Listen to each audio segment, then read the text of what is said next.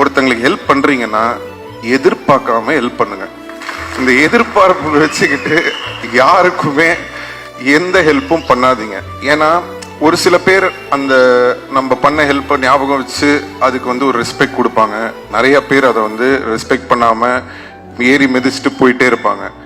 So ஒருத்தங்க ஞாபகம் வச்சிருக்காங்களா இல்லையா, அவங்க மறந்துட்டாங்களா இல்லையா, ஏறி மிதிச்சுட்டு போயிட்டாங்களா இல்லையான்றது நம்மளுக்கு முக்கியமே கிடையாது. நம்மளுக்கு தேவை ஒன்னே ஒண்ணுதான், நம்மளுடைய கேரக்டர் இதுதான். எனக்கு ஒருத்தங்களுக்கு ஹெல்ப் பண்ண பிடிக்கும், நான் ஹெல்ப் பண்ணுவேன், அவ்வளவுதான்.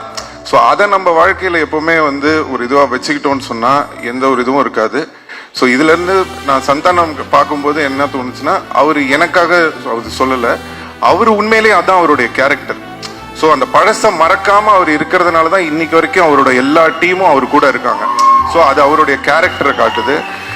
அண்ட் சந்தானத்தோட பெரிய ப்ளஸ் வந்து நான் எப்பவுமே சொல்லியிருக்கேன், ஃப்ரெண்ட்ஸ் இந்த டீம் மட்டும் இல்லை, அவருடைய ஃபேமிலி. ஸோ பசங்க எல்லாரும் இன்னைக்கு வந்திருக்காங்க. நான் சின்ன குழந்தைங்களா பார்த்தேன், இன்னைக்கு எல்லாம் வளர்ந்து வந்துட்டாங்க. ரொம்ப ஆச்சரியமா இருந்தது. ஸோ எல்லாருக்கும் என்னுடைய நன்றி தெரிவிச்சுக்கிறேன். அண்ட் சந்தானம் நான் சொன்ன மாதிரி அந்த ஒரு கேரக்டர், அந்த ஒரு குணம் அவர் வந்து மாறாம இருக்கிறது தான் வந்து இன்னைக்கு அவரை வந்து மேலும் மேலும் உயிரை வச்சுக்கிட்டே இருக்கு. ஸோ கண்டிப்பா இந்த படம் டிடி நெக்ஸ்ட் லெவல், சந்தானத்துக்கு ஒரு நெக்ஸ்ட் லெவலா இருக்கும்னு சொல்லி நான் இறைவனை வேண்டிக்கிறேன். அண்ட் STR 49, ஸோ திருப்பி ஒரு காம்பினேஷன் வேற வருது.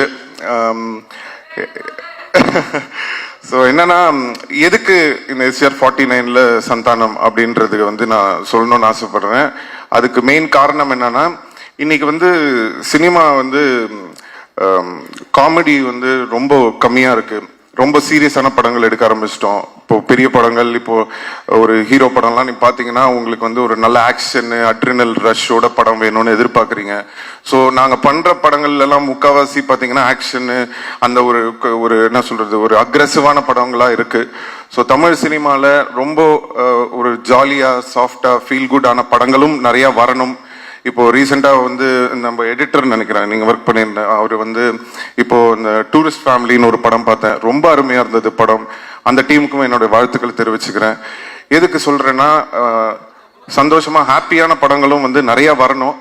அது வந்து சந்தானம் மாதிரி ஒரு ஆளை வந்து நம்ம ரொம்ப நாளாக மிஸ் பண்ணுறோம். ஸோ அவர் வந்து படத்தில் ஹீரோவாக நடிக்கிறது மட்டும் இல்லாமல் இந்த மாதிரி ஆர்யாவோட இருக்கட்டும், இல்லை நானாக இருக்கட்டும், அவருக்கு பிடிச்ச டைரக்டர்ஸாக இருக்கட்டும், அந்த மாதிரி ஏதாவது முக்கியமான படங்கள் அவர் வந்து சூஸ் பண்ணி நிறைய படம் வந்து தமிழ் ரசிகர்களுக்காக சந்தானம் நடிக்கணும்னு நான் இந்த மேடையில் அவரை கேட்டுக்கிறேன்.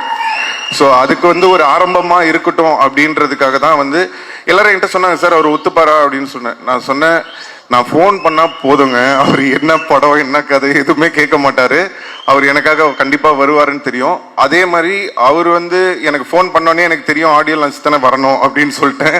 ஸோ அது வந்து எங்க ரெண்டு பேருக்குள்ள அந்த மாதிரி ஒரு நட்பு இருக்கு. அதனாலதான் நானும் அவரை வந்து தேவையில்லாம எதுக்கும் கூப்பிட மாட்டேன், அவரும் என்னை வந்து தேவையில்லாம இது பண்ண மாட்டாரு. ஏன்னா அவருக்கு தெரியும் அவர் கூப்பிட்டா வந்துருவாரு. அதே தான் நான், சரி நம்ம கூப்பிட்டா சந்தானம் வந்துருவாரு.